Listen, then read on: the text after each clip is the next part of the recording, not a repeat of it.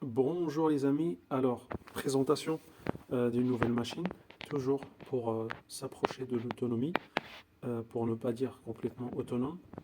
Donc ça c'est un moulin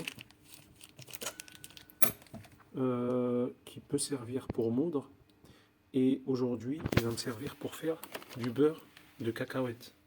Donc ça vous pouvez faire soit du beurre de cacahuète ou du beurre d'arachide. C'est ce que je vais préparer aujourd'hui. Juste pour parler de la machine. Donc on est sur une machine qui, est, qui, qui a 800 grammes de capacité. Le seul inconvénient, c'est qu'on est sur 3000 watts. Donc c'est assez énorme quand même. Mais l'avantage, c'est que au niveau de farine, tout ce que vous mettez dedans, ça sort, ça sort, on va dire, ça fait très bien le travail. Vous voyez un petit peu. Euh, le grain, il est vraiment très très très très fin. C'est une petite capacité, mais pour faire par exemple tout ce qui est beurre de cacahuète, ou même vous pouvez me faire de la farine et la tamiser par la suite, ça fait le job.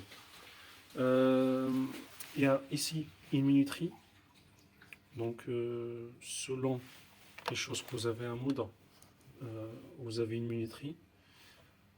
Euh, pour commencer, ça peut être euh, on va dire un outil pour les débutants, très intéressant. Et une fois que vous avez des plus gros volumes, par exemple de blé, de maïs, vous pouvez passer sur quelque chose de plus conséquent. Là, si vous voulez, dans la playlist autonomie, il y a une machine, un moulin à farine carrément. Là, vous avez du gros débit.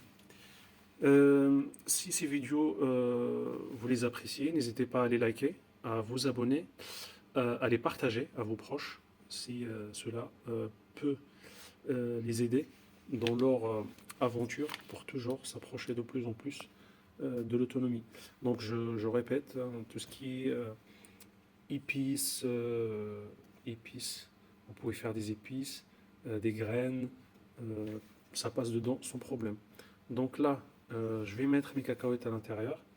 Pour faire des beurres de cacahuètes, il n'y a pas besoin de rajouter de l'huile. Donc c'est à force de moudre, vous allez voir, ça va faire de la pâte tout seul. Vous n'aurez pas besoin de rajouter de l'huile. Je vous reprends par la suite. Alors au niveau de la fermeture, je trouve cette fermeture très intéressante parce qu'en fait, voilà, au niveau de la fermeture, quand vous venez appuyer là et idem de l'autre côté, ça fait une fermeture, on va dire, sécurisée. Vous le faites fonctionner à peu près 5 minutes et vous laissez quand même reposer. Quand vous voyez que ça chauffe, il ne faut pas hésiter à laisser reposer avant de le remettre en route. Une fois que vous avez terminé avec, un petit coup de soufflette partout pour avoir un appareil toujours bien entretenu parce qu'à force d'accumuler de la poussière, ça peut, euh, ça peut mettre le moteur en difficulté.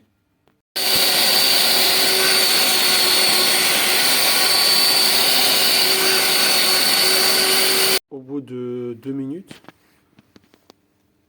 vous avez à peu près cette consistance. Donc on va encore continuer à la faire tourner la machine. Alors voici le résultat. Au bout de, allez, on va dire 5 minutes, on a une pâte homogène. J'ai pas rajouté d'huile. Et la texture, elle est parfaite. Donc ça, à tartiner sur du pain le matin avec un peu de miel, c'est succulent. Je vous invite à tester et me laisser vos avis dans les commentaires pour voir si vous aussi vous avez eu ce résultat. Voilà les amis, Donc là, je l'ai transvasé dans ce pot. Bonne dégustation. Donc voilà comment transformer avec des cacahuètes et grâce à cette machine pour vous faire du beurre de cacahuète.